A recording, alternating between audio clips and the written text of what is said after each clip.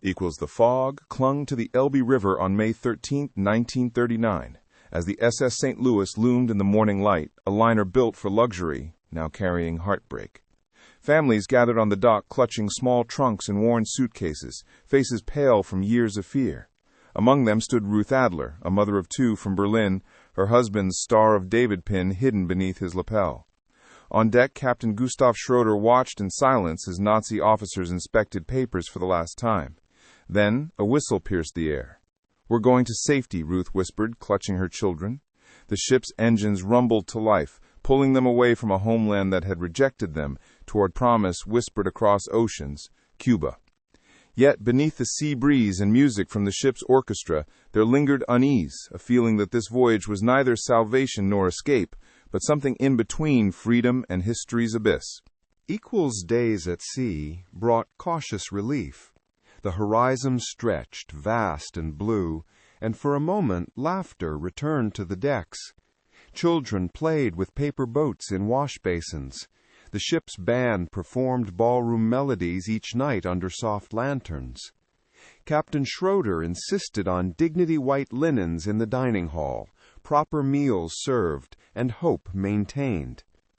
Ruth watched her children chase the sunlight and wondered if she dared believe in a future without fear. Yet whispers from the wireless hinted at turmoil. Cuba's government wavering, visas questioned. "We will be allowed," said a passenger with trembling confidence. But the captain's brow furrowed as he read the latest telegram from Havana. Above the calm waves, uncertainty gathered like a storm at the edge of the sea, a silent forewarning of disappointment yet to come. On May 27th, the skyline of Havana appeared. Palm trees and pastel buildings shimmering in the Caribbean heat. A cheer rippled through the passengers, tears shining as the ship slowed in the harbor. The city glittered like salvation itself. Ruth held her children close as the Cuban flag fluttered above the port. But hours passed, then a day, then another. The Cuban officials would not come aboard. Word spread like lightning. The landing permits were invalid. Fear swallowed joy. "They promised us refuge," a man cried, gripping the rail. Captain Schröder argued endlessly by radio and letter with local authorities, his voice heavy with desperation. At night, the passengers gazed at the warm city lights that glimmered just out of reach, so close they could almost taste freedom, yet barred by indifference. The telegrams came and went, each one colder than the last. Cuba shut its doors. Only a handful were allowed ashore. The United States and Canada echoed the same refusal. Schröder, sleepless, paced his cabin, the weight of hundreds of souls pressing upon his conscience. On deck, despair began to spill into anger. "Where should we die, then?" a father raged, his voice breaking in the humid air. Children cried as their parents stared into endless water, wondering if they had already crossed into history's forgotten pages. Ruth looked at her husband's trembling hands and said quietly, "He will not take us back to Germany. He cannot." And indeed, the captain swore to his officers, "We will not return them to the Reich." The ship drifted like a ghost between continents, searching for mercy in a world that could not bear to look her way. June sun scorched the open sea as the SS St. Louis turned north, shadowed by an invisible line of diplomacy and political fear. Captain Schröder sought help everywhere, messages to President Roosevelt, appeals to Canada, even to Great Britain. Each reply carried the same cold refusal. The passengers stood on the decks and watched America's coastline fade into fog, liberty's promise just over the horizon, unreachable. "So close, Mama," whispered Ruth's daughter, pointing to the faint outline of Florida. The ship's engines droned like a heartbeat out of sync with the world's conscience. The sea was calm, but the silence aboard was unbearable, a floating purgatory, each wave reflecting not rescue, but rejection. Captain Schröder made a vow he would not break. He would not sail back to Germany. The crew whispered that he was risking his career, his life perhaps.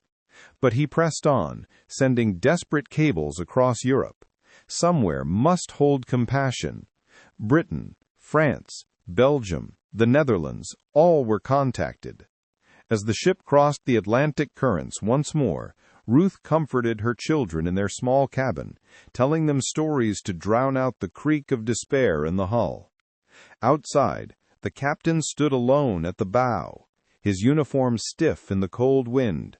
They must find room, he murmured. The St. Louis, once proud and new, now seemed haunted, its hull carrying the prayers of hundreds, echoing through waves of apathy and shadow. At last, answers came, not salvation but compromise. On June 17th, messages from Europe arrived. Belgium would accept some, Britain others, France and Holland the rest. The passengers gathered in the ballroom as Schröder read aloud the news. Gasps, sobs, faint applause. Ruth buried her face in her hands. Her family would go to France. Thank God, she whispered, even as she knew uncertainty still waited on that soil. The ship turned toward Europe once more as passengers faintly revived by exhausted gratitude.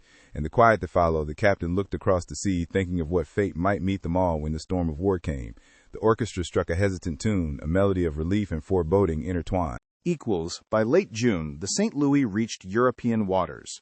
Clouds hung low as the ship made port in Antwerp, and passengers prepared to disembark at new destinations. Ruth stepped onto the gangway, clutching her children's hands tightly. Around her, families hugged the crew, thanking them with tears. Captain Schröder stood by the rail, saluting each family as they departed. Live free, he told them quietly. For many, freedom would prove fragile. Within a year, German forces would sweep through Belgium and France, setting fate's cruel clock ticking again. As the ship emptied, Schröder's guys lingered on the horizon. He had saved them from one darkness, but history's tide was rising fast, and even the ocean could not promise safety forever. Months later, as Europe descended into war, news reached Schröder of what had become of many passengers. Some found safety in Britain. Others were caught again when the Nazis invaded Belgium and France. Ruth's letters from Paris spoke of crowded shelters, air raids, and fear renewed. "We still hold hope," she wrote, though the ink trembled. The captain kept her letters in a drawer, reading them under lamplight while London skies burned with searchlights. The voyage of mercy had bought only time. Yet time itself, in those darkening months, was a precious thing, measured not in years, but in the faint beating of hearts that still believed the world could show compassion. Years later, survivors told the story. The ship of hope turned away by the world. The SS St. Louis sailed into history not as a failure, but as a question left unanswered. Who do we become when mercy is inconvenient? Ruth's children, grown and scattered, remembered the sea wind, the waiting, the lights of Havana beyond reach. Captain Schröder, who had fought for their dignity, lived quietly in Germany after the war, honored for his humanity. The ocean keeps their story, vast, eternal, and unjudging. And as ships cross those same waters today, they sail over ghosts of a voyage that once asked the world for compassion, and too often found silence instead.